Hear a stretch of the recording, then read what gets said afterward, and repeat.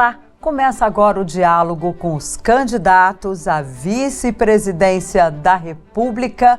E hoje, nos estúdios da Rede Vida em São Paulo, eu recebo o ex-governador Geraldo Alckmin, ele que é candidato a vice-presidente na chapa do ex-presidente Lula. Governador, muito obrigada pela sua presença aqui, é um prazer recebê-lo.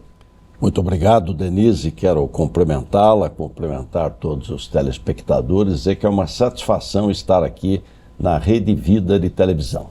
Governador, o senhor tem sido citado aí já como, tem muita gente dizendo que o senhor é o posto Ipiranga, gente, do ex-presidente Lula. Já me disseram que o senhor vai cuidar da área de energia, que o senhor é quem vai fazer o diálogo com o agronegócio, o senhor também é quem está cuidando dos contatos na área de saúde. Qual vai ser o seu papel no governo Lula? Isso sem falar, obviamente, se o ex-presidente for eleito, qual vai ser o seu papel? Isso sem falar também na questão política, que nós vamos conversar um pouquinho mais à frente. Olha, Denise Rotenburg, eu já fui prefeito titular, fui governador 4 vezes e fui vice 2 vezes do Mário Covas. Aprendi muito. O que o presidente Lula tem dito? Olha, eu tenho 8 anos de experiência como presidente da República. Então foi 8 anos presidente. O Brasil cresceu, em média mais de 4% economia ao ano, 20 milhões de empregos foram gerados, inflação dentro da meta, baixinha, enfim, o Brasil caminhou bem. Eu tenho 14 anos como experiência como governador. Então vamos somar aí as 2 experiências. Vice é como copiloto. Você tem um Boeing, um Airbus, um avião grande, tem o comandante, mas você trabalha em dupla, né, pela responsabilidade. Então, um copiloto, ajudar no que precisar, né? Clínica, hoje é dia do médico, dia de São Lucas, médico de homens e de almas, clínica geral, né? Você ajudar com a experiência onde puder. Agora, tem alguma área específica que o senhor vai trabalhar, assim, mais direcionado? Não, eu tenho ajudado nas várias áreas. Saúde, que é hoje uma das... Quais as grandes necessidades da população? Eu diria que a primeira é emprego, renda e inflação. É a questão econômica que mais aflige a população. Saúde, em razão da pandemia, e a pandemia represou exames, cirurgias, porque corretamente foi dado foco à Covid. Educação, que você teve um atraso aí nas crianças, especialmente de famílias de menor renda. Segurança é sempre um tema relevante. E a agenda econômica, né? Quer dizer, como é que faz o Brasil crescer forte com estabilidade. Eu acho que isso são as várias áreas que a gente tem ajudado. O senhor citou a educação, que é uma área muito especial aqui para a Rede Vida. A Rede Vida tem, inclusive, canais específicos para essa área. O que é possível avançar, governador, diante de um orçamento tão apertado que a gente sabe que está difícil? Olha, Denise, o Brasil teve uma sequência boa com o Fernando Henrique e com o Lula. O Fernando Henrique e o Paulo Renato fizeram o Fundef, o Fundo de Desenvolvimento para o Ensino Fundamental, criança de 5 a 14 anos, os 9 anos de ensino fundamental. O Lula e o ministro Fernando Haddad fizeram o Fundeb.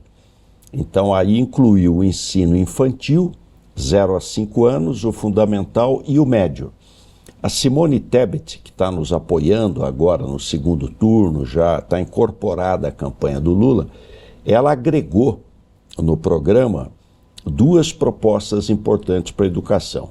Primeiro, zerar a fila de EMEI. No Brasil tem 300 mil crianças de 4 e 5 anos de idade que estão fora da EMEI, do ensino infantil. Então, zerar toda criança de 4 a 5 anos na EMEI. E diminuir a fila, avançar ao máximo nas creches de 0 a 3 anos de idade. Ensino fundamental, ampliar a escola de tempo integral e o ensino médio, a poupança jovem. Ou seja, o aluno, quando vai para o 6º ano do ensino fundamental, tem uma poupança que o governo deposita para ele. Quando chegar no 3º ano do ensino médio, ele levanta esse dinheiro para não abandonar a escola. A evasão no ensino médio é 35%. As crianças que entram no fundamental não conseguem tirar o diploma do médio. Então, uma poupança jovem para estimular o aluno a concluir o ensino médio. Aí ele vai montar o negócio, ele vai para a universidade, ele vai fazer uma especialização, enfim. Agora, como fazer isso diante de um orçamento tão apertado e sendo que nós temos também um outro desafio muito grande, que é o combate à fome e à miséria, que já foi elencado aí, inclusive, como uma das prioridades pelos dois candidatos aí finalistas deste segundo turno. Como fazer, como dar toda essa assistência à educação tendo tantas dificuldades orçamentárias? Olha, Denise, o Duque de Lewis dizia que governar é escolher, né? O dinheiro, eu fui prefeito, governador, o dinheiro é sempre curto, nunca vai ter recurso sobrando. Então, governar é escolher, você tem que priorizar corretamente. Então, ao invés de orçamento secreto, 19 bilhões, você vai priorizar o que interessa ao povo, que é remédio, que é escola, que é educação de qualidade. E você tem recursos garantidos no caso do Fundeb, que você tem um fundo só para isso. Então eu diria, eu estou otimista, eu acho que é possível sim. E você colocou bem, o combate à fome é o mais urgente. Você tem 33 milhões de pessoas passando fome e quase 100 milhões com alimentação insuficiente, que não fazem as 3 refeições completas adequadamente. Então, é cuidado social e cuidado da economia. O Brasil voltar a crescer. No tempo do presidente Lula, o crescimento foi de 4,1% em média, sendo que no último ano foi 7,5% o crescimento do PIB brasileiro. E o Brasil não teve inflação. O salário mínimo, que hoje tem perda real, ele teve no tempo do Fernando Henrique 30% de ganho real nos 8 anos e no tempo do Lula mais de 60% de ganho real. Você imagina quem está nos assistindo, 71%, Denise, dos aposentados e pensionistas do INSS, eles ganham um salário mínimo. 71% dos brasileiros aposentados e pensionistas do INSS.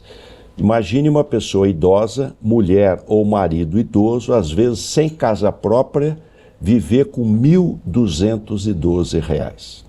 Não, é impossível. Então, governar é escolher. O presidente Lula vai elevar, além da inflação, ganho real do salário mínimo, que está há 4 anos sem ganho real. Agora, o senhor mencionou o orçamento secreto. Como acabar com isso, uma vez que tivemos a eleição de um Congresso conservador e disposto a manter todo o gasto ali, todo o orçamento sob controle do Congresso. Inclusive, você que nos assiste, a gente sempre fala isso aqui na Rede Vida, há inclusive a proposta de uma emenda constitucional, já está se falando nela nos bastidores, para tornar esse orçamento secreto, essas emendas de relator, de liberação obrigatória. Como negociar isso com o Congresso que vem disposto a manter esse orçamento? Olha, eu acredito que quem foi eleito, os novos deputados, não vão querer manter uma prática que é uma excrescência. Eu fui deputado federal, constituinte, fui reeleito deputado federal, não existia emenda. Depois passou a ter emenda, depois passou a ter emenda impositiva, depois passou a ter emenda de bancada. Agora, emenda secreta não é possível, porque a res pública, o nome já diz, é público, tem que ser transparente, luz do sol, né, desinfetante. Não dá para ter orçamento secreto. Eu acho que o próprio Congresso, ele vai corrigir isso. O que nós precisamos ter é orçamento participativo. É ouvir a sociedade, quais são as prioridades, quais são as questões mais urgentes. O presidente Lula tem dito que, se Deus quiser, em sendo eleito, a primeira reunião que ele vai fazer nos primeiros 15 dias será com os 27 governadores de todos os partidos, independe de partido, dizendo, olha, as 3 prioridades, os 3 projetos estruturantes do seu estado ou da sua região. O Brasil precisa recuperar planejamento. Acabou o planejamento. É uma improvisação e uma fragmentação. O investimento já é pouco. Ainda fragmenta e sem prioridade, recuperar planejamento e projetos estruturantes. Sobra dinheiro no mundo, tem muita liquidez. Você tendo segurança jurídica, vai vir investimento para o Brasil. Agora vai recriar então o Ministério do Planejamento? Claro, mas nunca deveria ter sido extinto. Quer dizer, como é que é? É fundamental. O papel do governo não é fazer as coisas. A iniciativa privada deve fazer. Franco Montoro, que era um estudioso, ele dizia: não deve o Estado fazer o que o município pode fazer. Não deve a União fazer o que o Estado pode fazer, a descentralização. Não deve o governo fazer o que a sociedade pode fazer. Mas o papel planejador, estimulador, incentivador, esse é o papel do Estado. Ele não precisa executar uma rodovia, uma hidrovia. Eu tenho um estudo, eu fiz a BR-163 de carro, lá do porto de Miritituba, em Itaituba, até no Pará, na beira do rio Amazonas, Santarém. Você coloca toda a soja do Mato Grosso, todo o algodão, toda a produção por ferrovia, ferrogrão, saindo de Lucas do Rio Verde até Itaituba, o porto de Miritituba, dali tudo hidrovia pelo Tapajós, Amazonas e vai para o norte do mundo, que é quem compra a produção brasileira. Você pode fazer isso sem centavo do governo, só com a iniciativa privada. Não precisa nem ser, talvez, PPP, possa ser concessão. Agora, governador, um dos assuntos que vem sendo muito tratado nesta campanha é a questão da corrupção. A gente teve no último debate, o presidente Jair Bolsonaro citou várias vezes a questão do mensalão, do petrolão, chegou inclusive a usar aquela frase que o senhor disse na campanha passada, que o Lula queria voltar à cena do crime. Aí ele ainda diz assim, a propaganda do presidente ainda diz, se ele diz isso, como é que nós vamos confiar? Como é que o senhor avalia essa questão da corrupção e essa frase aí usada pela campanha do presidente Jair Bolsonaro? Olha, o Bolsonaro usa isso para confundir as pessoas. Ele tira uma frase de contexto. Eu fui candidato em 2018 e eu critiquei os dois. Eu era candidato. Olha, tem uma opção aqui melhor que os dois. E dizia, o Bolsonaro vai ser o Chaves. O Chaves, na Venezuela, era um general de direita. Ele combatia as Farc, general de direita, quando deu o golpe. E começou dando golpe, aumentando o número de ministros da Suprema Corte, que é o que você está discutindo hoje. Tem 11 ministros do Supremo, passar para 17. A Suprema Corte, o Judiciário, não é para ser amiguinho do governante, é para defender a lei e para defender as pessoas, a sociedade, às vezes do próprio governo, do autoritarismo do governo. O que tem que fazer um governo para combater corrupção? Lei da transparência, que foi o presidente Lula fez. Nomear o PGR, o primeiro da lista de uma lista tríplice feita pelo MP. CGU, investigação, não interferir na Polícia Federal. O que disse o Moro? Que o Bolsonaro queria interferir na Polícia Federal e por isso foi demitido. E agora está apoiando de novo o presidente. É isso aí, e foi demitido pelo presidente. Quer dizer, é transparência. Houve erro, apura. O que a sociedade quer? Justiça. Esse aqui é inocente, está liberado. Esse aqui vai responder pelo que fez. Não se pode cometer injustiça. O Rui Barbosa dizia, a injustiça cometida contra um cidadão, ela é uma ameaça a toda a sociedade. Então o que a população quer é justiça. E transparência. Não é possível ter sigilo de 100 anos. Então o presidente recebe os pastores com o ministro da Educação, sigilo de 100 anos. Ninguém pode saber. O outro tem um escândalo de rachadinha, sigilo de 100 anos. Compra de vacina, sigilo de 100 anos. Mas o que é isso? Isso não existe numa democracia. Isso é o contrário da res pública. Nem no Império existiria uma coisa dessa. A lógica da república é que todos são iguais perante a lei. Se todos são iguais perante a lei, Não pode alguém dizer a mim não investiga. Agora, quem mudou, governador? Foi o PT ou foi Geraldo Alckmin? A gente voltando de 2018 para cá, 4 anos, houve toda essa, de repente, essa união, né? Quem mudou? Denise, nós somos de partidos diferentes. Eu não sou do PT, né? E o Lula é do PT. Lá atrás nós já estávamos juntos, na redemocratização do Brasil. Eu era estudante de medicina, o Brasil tinha 2 partidos, Arena e MDB, e eu fui para o MDB. Não apoiava o governo militar, a ditadura. Queria a redemocratização. Estávamos todos juntos. Fernando Henrique, Mário Covas, Brizola, Ulisses Guimarães, Tancredo Neves, Lula, Geraldo Alckmin, todos juntos.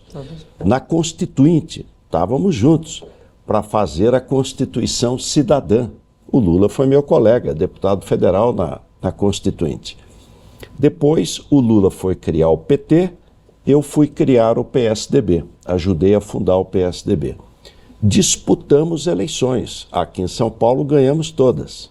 Em nível federal, ganhamos com o Fernando Henrique, depois perdemos para o Lula. E nos apoiamos. Em 94, o PT e o Lula apoiaram o Mário Covas no segundo turno. Em 98, apoiaram o Mário Covas no segundo turno. Em 2000, eu apoiei, e o PSDB, a Marta, para a prefeita de São Paulo. E disputamos, o que é muito legítimo. Agora, o que está em jogo hoje? A democracia. Quer dizer, não é possível você ter um governo que contesta o resultado da eleição. O Bolsonaro foi eleito 5 vezes pela urna eletrônica. Agora a urna eletrônica não serve mais. Quer dizer, então é a defesa da democracia. Os poderes são independentes. Eu não posso, os meus apoiadores, eu vou aumentar o Supremo, porque eu quero um Supremo meu amigo. Nós precisamos voltar ao Brasil à normalidade. O judiciário julga, o executivo executa, o legislativo legisla. E parar com essa brigalhada e essa agenda errada. É uma agenda errada. Precisa dizer para o Bolsonaro que o comunismo, o muro de Berlim caiu faz 30 anos. O problema do povo é fome, é emprego, é saúde, é educação. Essa é a agenda que interessa à população brasileira. O senhor falou da relação entre os poderes. Como levar uma relação sem tensões, sendo que, independentemente do resultado da eleição, nós estamos com um país tão dividido? Como é que o senhor vê a relação entre os poderes nesse momento de divisão do Brasil? O presidente dá o exemplo. O Lula, se for eleito, vai ser magnânimo, dar a mão. O presidente dá o exemplo. Esse ódio nunca existiu. Eu fui candidato a prefeito da minha cidade, Denise, há 40 anos atrás, era jovem, e fui prefeito de Pinda. Eu fui num bairro rural, quando eu estava voltando, furou o pneu do carro. Eu parei o carro para trocar o pneu, passou um adversário, um candidato a vereador com a bandeirinha do partido adversário. Me viu lá, voltou para poder me ajudar a trocar o pneu. Isso é civilidade, não é? Você pensa de um jeito, eu penso de outro. Nós podemos conversar, nós podemos tomar um café. A democracia é isso, a política é a arte e a ciência do bem comum, que a gente quer o bem de todos. O Congresso, o Brasil tem um problema, que é a fragmentação partidária, tem excesso de partidos. Mas deu uma melhorada, né? Agora então, com essa nova, com essa reforma. Agora vai melhorar. Talvez reduza para 11. Precisa reduzir mais ainda. Agora, por que eu não vejo muito problema? O presidente Lula sendo eleito, as propostas, por exemplo, reforma tributária. O presidente Lula vai fazer uma agenda de competitividade, desburocratização, infraestrutura e logística, acordos internacionais, educação de qualidade, pesquisa e inovação, custo de capital e reforma tributária. É uma PEC. Já tem 2 projetos, a PEC 45, do Baleia Rossi, do Bernardo Api, e a PEC 110. Elas estão maduras. Quem for eleito vai ter mais de 60 milhões de votos. Pode ter quase 70 milhões. a legitimidade disso é muito grande. Então, no primeiro ano, é que o Bolsonaro perdeu o primeiro ano. No primeiro ano, aprova tudo. Depois veio a pandemia, né? Também a guerra. Mas a pandemia foi um ano depois. Você tem que aprovar essas reformas estruturantes nos primeiros 6 meses. Você entrou, dia 1º de fevereiro está lá, em 6 meses, e aprova. Eu já fui deputado federal. A força do voto, a legitimidade, a esperança no novo governo, ela ajuda. Ela ajuda a aprovar. E a reforma tributária, qual é que o senhor defende? Porque está se falando também na taxação de lucros e dividendos. O que a sua chapa vai apresentar em termos de propostas econômicas? Por exemplo, o que vai fazer com o teto de gastos, que até agora é uma incógnita. A gente, no debate, tentou-se aí saber, mas não ficou muito claro ainda, né? Denise, as duas PECs são parecidas. O que elas objetivam? O objetivo é simplificar. Então, você tem impostos sobre consumo, ICMS, ISS, IPI, PIS, COFINS. Você junta tudo num IVA só, no Imposto de Valor Agregado. Então, você simplifica a questão tributária. Ela não é nem para aumentar imposto, nem para diminuir. Ela é neutra. O objetivo é simplificar. Há um estudo que mostra que em 20 anos, esta reforma pode aumentar 15% o PIB brasileiro em 20 anos. Essa é uma reforma que traz eficiência econômica e pode ajudar o Brasil a crescer mais. Porque você tem um cipoal tributário. Quer dizer, eu visitei o mês passado 3 fábricas. Uma em Sumaré, uma em Bebedouro e uma em São Paulo. E ouvi dos 3. Uma de 50 empregados, pequena, cabos elétricos em Sumaré. O que precisa fazer para você, ao invés de 50, contratar mais 50 trabalhadores? Aí ele falou, olha, reforma tributária.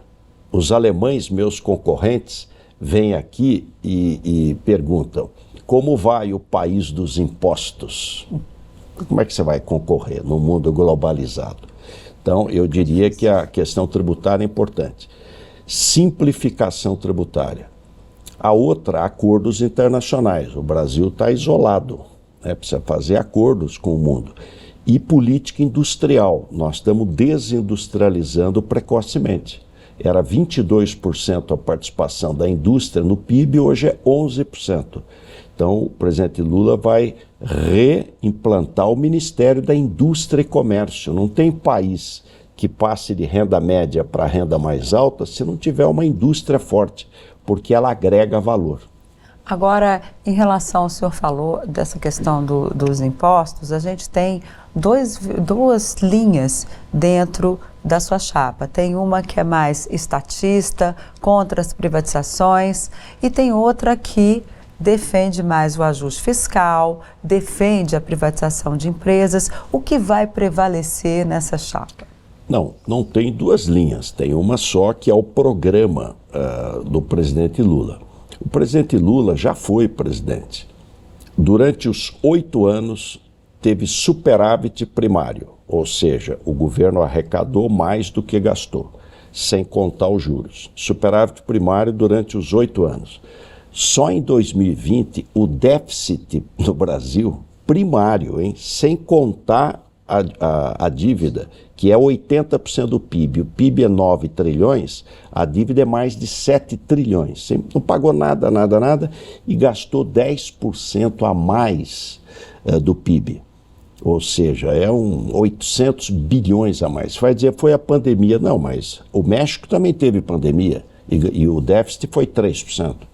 Então, esse tal do teto mais furado, impossível. E ainda postergando problemas, porque não pagamento precatório. O presidente Lula vai manter responsabilidade fiscal. Agora, o Brasil precisa voltar a crescer. Para voltar a crescer, você precisa ter uma agenda de competitividade. Isso é importante. E o Brasil cresceu. No tempo do Lula, o último ano foi 7,5% o crescimento da economia brasileira, com a inflação dentro da meta. 4,5%, 5%. Mas agora é mais difícil, né? Voltar essa inflação de novo para a meta. O senhor acha que é possível? É possível e vou dizer mais, eu acho que vai abrir uma oportunidade para o Brasil. Vamos pensar juntos aqui. Há muita liquidez no mundo. Onde é que o pessoal vai investir? Europa em guerra, não tem nem gás, energia. Vamos tirar os Estados Unidos. China, partido único. Sobraram 2 grandes países no mundo, Índia e Brasil. A Índia cresce esse ano quase 7% do PIB. A Índia. O Brasil, se tiver estabilidade política, não essa brigalhada toda, se não for um pária internacional, porque hoje a imagem do Brasil é péssima em razão do desmatamento na Amazônia. 1 hectare de mata derrubada e queimada emite 150 toneladas de carbono. A União Europeia acabou de aprovar, dizendo, olha, se for valer para os 27 países europeus, não se pode comprar produto de onde haja desmatamento. O primeiro exportação brasileira é China. A segunda exportação é a União Europeia. São 18 bilhões de dólares. Então a primeira tarefa é acabar com o desmatamento ilegal na Amazônia, que não é feito por agricultor, é feito por grileiro de terra. É grilagem. O cara derruba, esperando que amanhã alguém dê o título para ele e ele vende a terra. É falta de fiscalização. Desmontaram o IBAMA, ICMBio, o aparelho de Estado. Então, eu diria que com a imagem do Brasil vai melhorar. E a imagem do Brasil melhorando, você vai trazer mais investimento para cá. Agora, falando nisso, o senhor citou o meio ambiente, é um assunto muito caro para o nosso Papa Francisco. Ele, inclusive, ele é muito incisivo quando ele se refere a teto, trabalho e terra, os 3 T's. Como é que o senhor vê que um futuro governo tem condições de atender essas prioridades do Papa? Olha, a questão ambiental é hoje uma questão planetária, em razão das mudanças climáticas. E o desmatamento, ele é, se você somar todos os escapamentos da moto, do carro, do ônibus, do caminhão, das fábricas, do esgoto, do lixão, se juntar tudo é metade. A outra metade é só desmatamento. Então essa é uma questão importantíssima, a sustentabilidade. É uma preocupação mundial. Quem não colaborar com o combate às mudanças climáticas vai ficar fora do comércio mundial. Então, é uma questão relevante. A outra é o teto, moradia. O presidente Lula criou, eu fiz com a presidente Dilma, 110 mil unidades, Casa Paulista com Minha Casa Minha Vida. Ele acabou com a faixa 1, acabou. A faixa 1 é o mais pobre. A pessoa mais rica, ela faz um financiamento e compra um imóvel. Agora, o mais pobre, se você não tiver um subsídio, então vai voltar o Minha Casa Minha Vida e você gera muito emprego e rápido. Construção civil, você gera emprego do pedreiro, servente, engenheiro, secretária, motorista, comércio, indústria. Então, vai ter muita prioridade para a construção civil e para a moradia. A outra, as pessoas se alimentarem. Quer dizer, o Brasil tinha sido erradicado do mapa da fome da ONU e acabou voltando. É só andar na rua, você vê pessoas dormindo nas praças públicas no país inteiro. É triste o empobrecimento da população. E o porquê desse empobrecimento? A inflação, a maioria das categorias profissionais não teve reajuste. Quem teve foi o IPCA. Só que a inflação de comida não é 8%, ela é 30%, alguns produtos é 50%. População mais pobre é supermercado. Aí ela vai no supermercado e não consegue comprar o que precisa. Eu acho que nós temos 2 desafios, Denise, e estamos preparados para isso. Eficiência econômica. Reformas, agenda de competitividade, o Brasil crescer de maneira sustentável. A outra, a rede de proteção social. E elas não são excludentes, elas são sinérgicas, elas se aproximam. Agora, para tudo isso é preciso ter uma base forte no Congresso Nacional. A gente tem um Congresso, como nós já dissemos aqui, mais conservador. Foram eleitos mais deputados ligados ao arco de forças que sustenta o presidente Jair Bolsonaro do que aquelas que sustentariam ou sustentarão o ex-presidente Lula. Como fazer esse desafio do Congresso, como levar essa pauta adiante, montando essa maioria? Olha, Denise, eu fui deputado estadual e federal. O parlamento não é contra. O parlamento é a favor do país. É convencimento. Então, se eu tenho uma pauta econômica, aliás, eu diria que a reforma tributária, as duas propostas estão maduras. Elas já foram debatidas, discutidas, está bastante madura para ser aprovada. Então, eu acho que é convencimento. Você explicar a necessidade das reformas e fortalecer partidos. Ao invés de fazer cooptação individual, você dialogar com os partidos de forma programática. Eu acredito no diálogo. Acho que a gente pode estabelecer um bom diálogo. Como é que o senhor vê o futuro do PSDB? O seu antigo partido que o senhor deixou foi para o PSB e agora o senhor está aí no desafio de uma vice-presidência da República, concorrendo a uma vice-presidência. Como é que o senhor vê o futuro do PSDB? Olha, Denise, não é só o PSDB. Todos os partidos estão enfraquecidos. Porque à medida que você tem 30, é evidente que fragmentou de tal ordem que enfraqueceu a todos. O que é muito ruim, porque você, à medida que enfraquece partido, você exacerba o personalismo. Então, exacerba o personalismo, pessoas.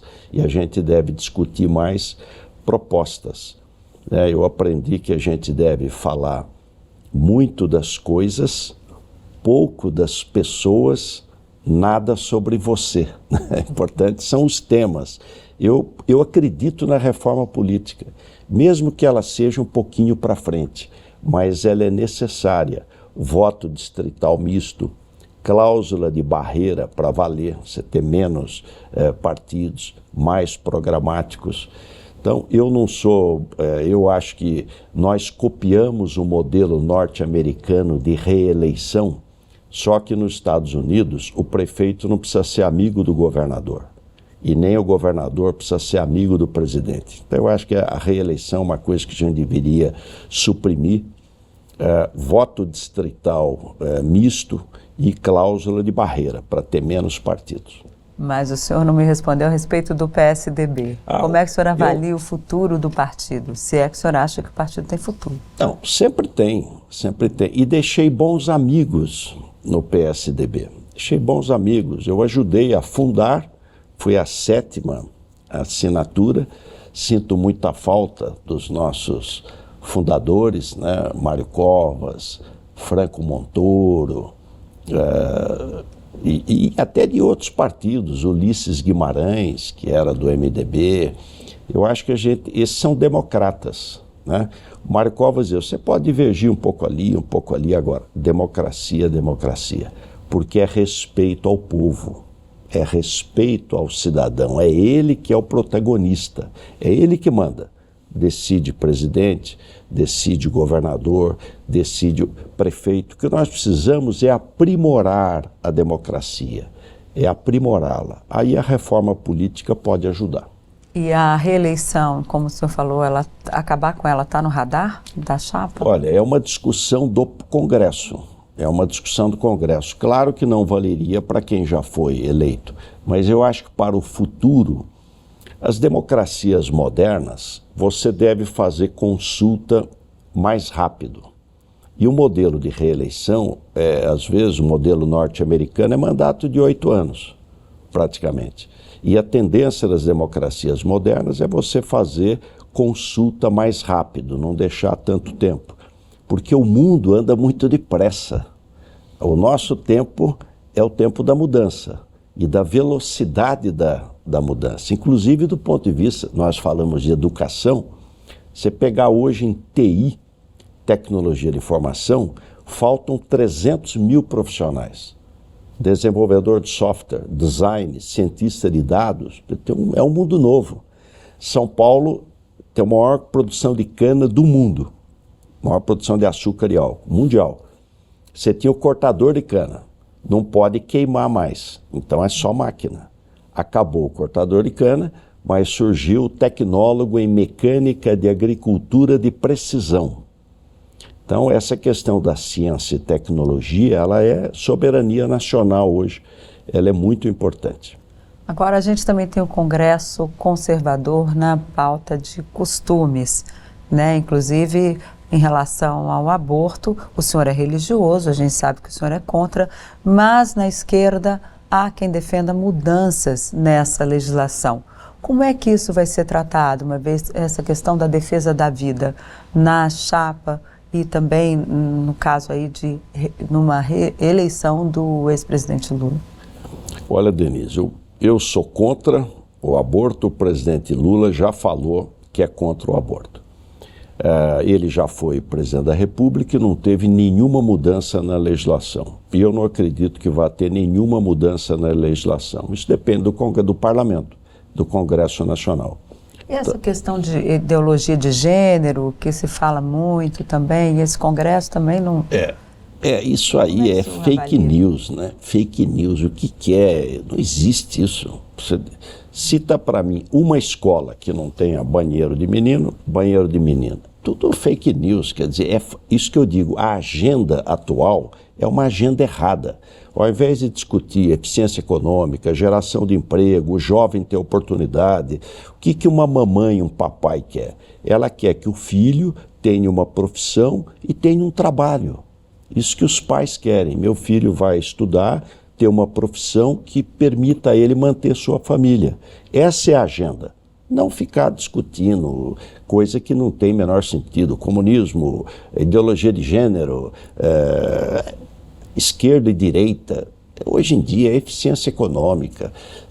É outra pauta, é outra agenda. Eu acho que a gente tem que estar dentro da agenda que interessa à população brasileira. Mas para chegar a isso, tem que haver ali uma conversa, tem que ganhar a eleição e tem que haver uma conversa para puxar o outro lado. Eu insisto nessa divisão do país porque isso é o que preocupa muito atualmente, porque independentemente de quem vencer, o país está dividido e a gente não vê um diálogo para atrair as outras forças, especialmente com esse crescimento do bolsonarismo. A gente vê que ali houve o partido PL, ele cresceu e cresceu, agora calcado na ideologia do presidente Jair Bolsonaro. Como é que vai ser essa convivência? Como atrair essas pessoas? Como convencer essas pessoas de que, olha, vamos trabalhar pelo país, sendo que o país continuará dividido? E a gente tem lá atrás a ex-presidente Dilma não entendeu isso quando ela foi reeleita e deu no que deu. O que dá para fazer diferente no caso de reeleição do ex-presidente? Olha, primeiro, eu acho que não é a maioria. Nós ganhamos no primeiro turno, estamos na frente no segundo turno, e acho que o que o presidente Lula tem dito? Vamos unir o Brasil. O presidente Lula é um homem do diálogo, da conversa. Não tem sentido, né, esse ódio que a gente vê, essa divisão, é estender as mãos, conversar, dialogar. Você vai verificar que no mundo moderno as ideologias diminuíram as diferenças, diminuíram na prática. Responsabilidade fiscal, é de esquerda ou é de direita? É dos dois. Se você gastar mais do que você arrecada, você quebra.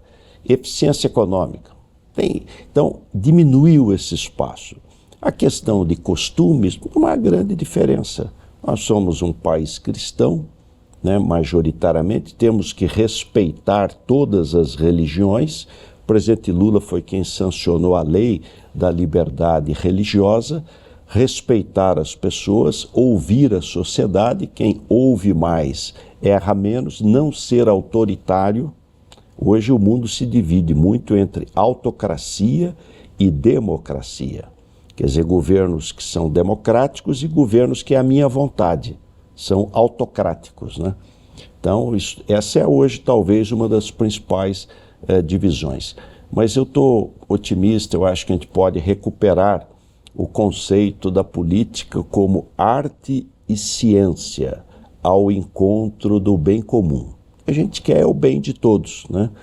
ouvindo mais, vai errar menos e vai acertar mais.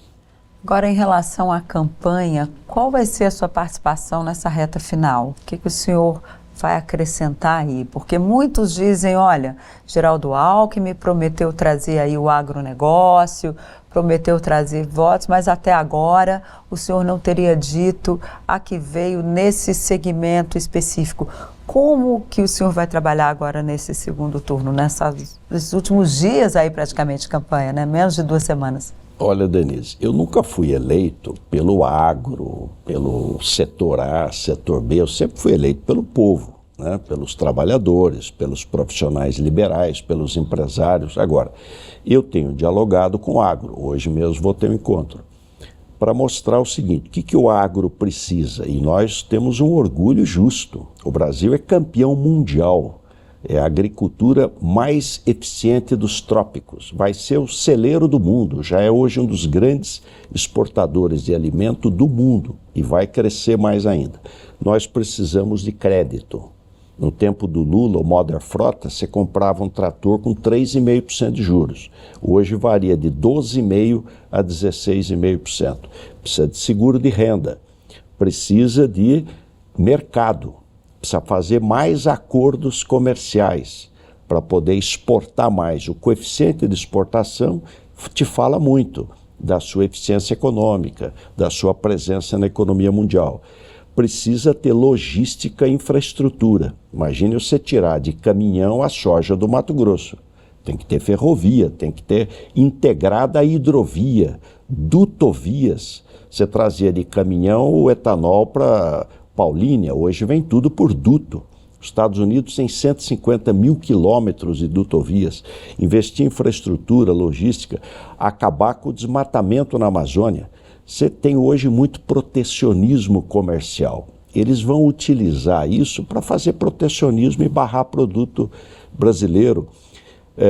Segurança jurídica, qualificação profissional. Então você tem toda uma agenda para o agro. O agro quase dobrou a produção no período do presidente Lula. Então nós estamos otimistas, conversando, muitos produtores rurais nos apoiando, o senador Carlos Fávaro, do Mato Grosso, o Neri Geller, que foi presidente, foi ministro da Agricultura e presidente da Frente da Agropecuária.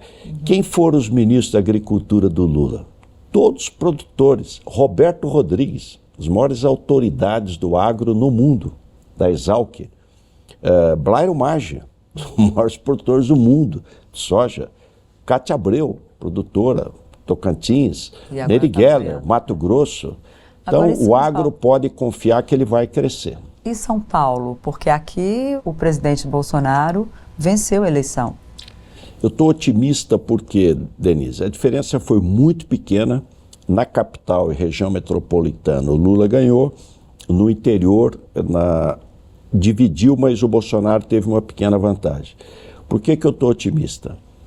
A Simone Tebet, a maior votação dela no país foi em São Paulo, 6,5%.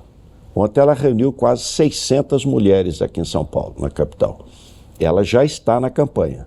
Então eu acho que esses 6,5% que a Simone Tebet teve em São Paulo, embora ela tenha tido 4,5% no Brasil, eu acho que a tendência da maioria, a gente sente isso, é ir de apoio ao presidente Lula.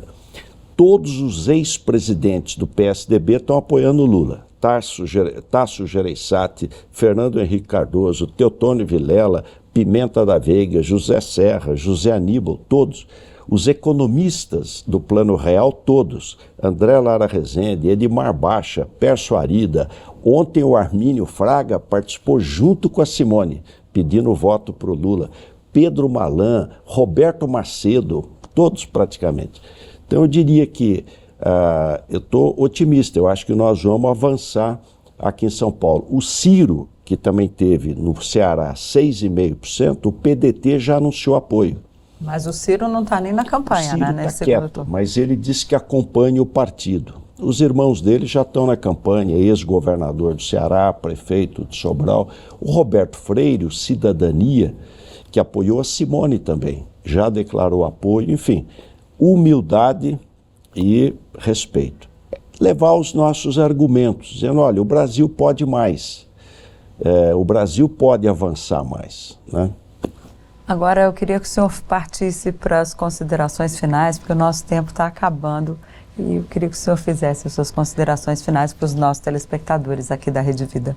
Olha, Denise, primeiro agradecer o convite, agradecer a Rede Vida de televisão, por quem tenho um carinho. Meu pai, quando era vivo, era 24 horas sintonizado na Rede Vida de televisão. Ele era franciscano da Ordem Terceira de São Francisco de Assis.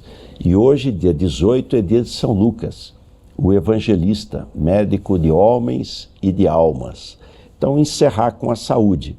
Nós estamos defendendo um grande mutirão para zerar as filas de especialidades, exames e cirurgia, até contratar iniciativa privada, se precisar, para zerar tudo isso.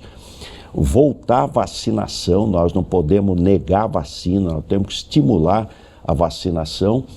Voltar à farmácia popular, hoje tem uma população mais idosa, com doença crônica que precisa, enfim, aquilo que interessa à população. E com respeito, com humildade, levar a nossa proposta às eleitoras e eleitores brasileiros. Muito, muito obrigado.